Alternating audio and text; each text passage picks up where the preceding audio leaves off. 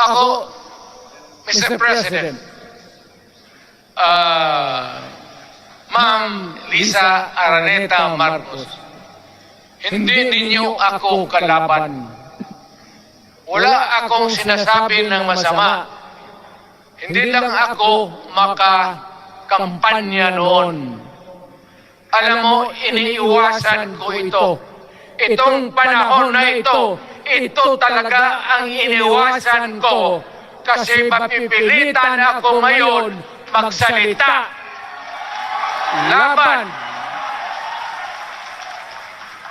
ng mga tao sa gobyerno. Alam mo, Mr. President, hindi ako magiging ng tawad. Kagawan mo yan eh.